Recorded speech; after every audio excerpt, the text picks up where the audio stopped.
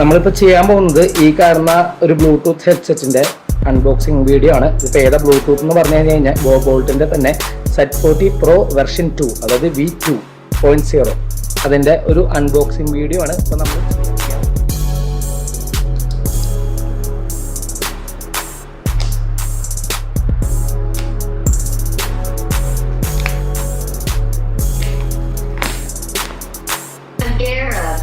Killing the music on the track, yeah.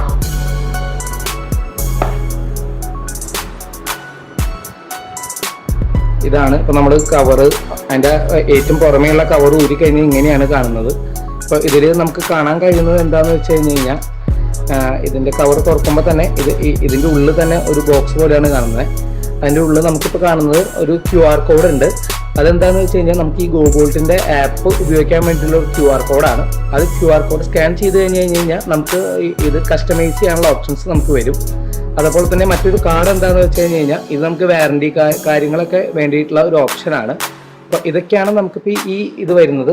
പിന്നെ അതുപോലെ തന്നെ ഇതിപ്പോൾ ഈ നേരത്തെ പറഞ്ഞിരുന്നല്ലോ, ഇതിൻ്റെ ഒരു സൈഡിൽ നമുക്ക് വേറൊരു ബോക്സ് പോലെ വരുന്നുണ്ടെന്ന്. അത് തുറന്നു കഴിഞ്ഞാൽ നമുക്ക് വരുന്നത് എന്താണെന്ന് വെച്ച് കഴിഞ്ഞാൽ ഒരു കേബിൾ വരുന്നുണ്ട്, ഒരു C ടൈപ്പ് കേബിൾ നമുക്ക് വരുന്നുണ്ട്.